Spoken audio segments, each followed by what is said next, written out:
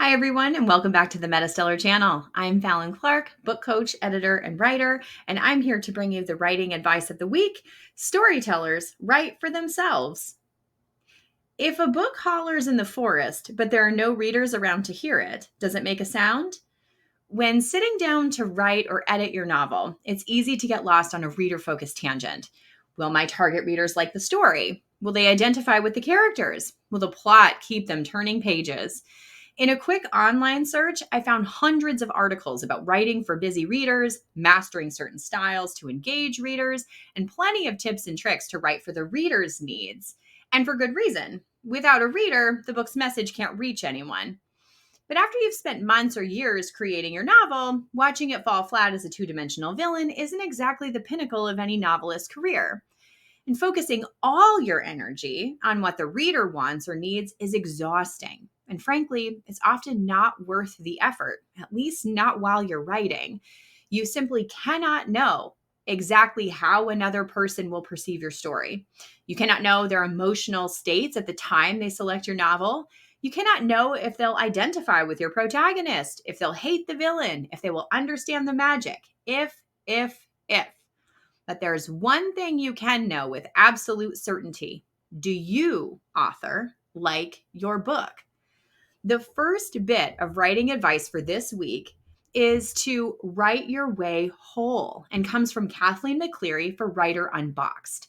In the article, Kathleen shares the importance of writing to fulfill yourself, to grow your own soul. And in the reflective month of December, this bit of advice stands out as particularly important. What kind of writer do you want to be?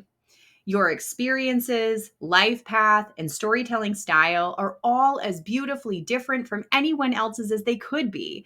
Kathleen urges you to write for yourself, to process, to heal, to grow more fully into yourself.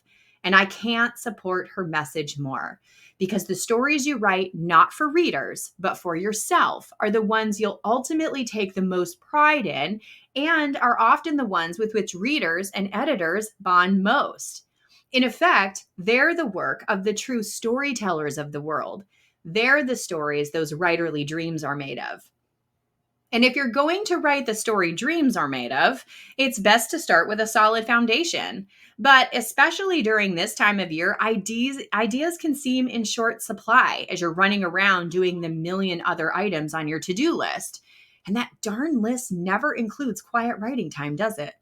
If you're in a creativity pickle with your fickle muse, check out Keeping the Idea Fires Burning by Mary Cole for Insecure Writer Support Group. Mary talks about the real issues that scare off your creativity, and it ain't writer's block.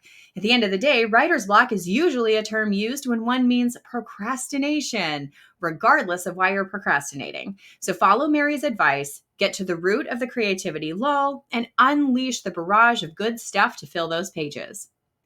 If your creativity is stifled not because you don't have enough ideas, but because you have too many, consider reading Weighing Story Ideas by Ben Wolverton for My Story Doctor. Ben starts by qualifying that an idea alone is not a story. From the idea, you have to generate a concept, the premise, the characters, the message. But to move forward with your writing, knowing you have a good idea helps keeps things flowing. Ben provides a 4-question analysis you can apply to your story ideas to choose the right project to tackle right now. Now, if you've been making progress in your book and you suddenly found yourself stuck, the urge to procrastinate settling heavy on your shoulders, ideas as dry as the Sahara, ask yourself how long it's been since you've checked in with your bad guy. Colleen Story for Writers in the Storm put out an article titled Story in Trouble: 5 Signs You're Ignoring Your Antagonist. Colleen's advice is applicable when the bad guy is a character and when it's a force or situation, and it may be the advice you need to get yourself out of the muddy middle. Her 4th sign of bad guy neglect is a universal tip for writing yourself out of a stuck point. Now, we've covered writing for yourself, keeping the ideas coming, evaluating ideas for stories, and addressing your antagonist to get past a stuck point. But if you're in the self-editing phase, and especially if you're editing your NaNoWriMo project, which likely means very little time away from your manuscript, Knowing how to avoid overwriting may actually help you define and reach your done point. For that, we have Edie Melson for the right editing. What is overwriting and tips to avoid it? Check out her examples and evaluate whether you may be stuffing words into your story that don't actually need to be there. And when you do get to that sweet, sweet done point and your book is off to your editor, it's time to consider the business side of your storytelling. I know you're grumbling. Me too. Because you still need to pay the bills. Julie Broad for Book Launchers has a no sugarcoating take in the video, Why You Should Sell Books Direct in 2024. I'm a big fan of going truly indie and selling direct, breaking the race to the impoverished bottom sales methods of big players like Amazon. And Julie's video will get you thinking in the right mindset to cultivate your reader audience and build your writing future. One of the first pieces of content I recommend to authors starting their platforms to build their audiences is to start a newsletter. And if you don't already have one, check out SD Huston's video, Readers for Free, Grow Your Newsletter Now.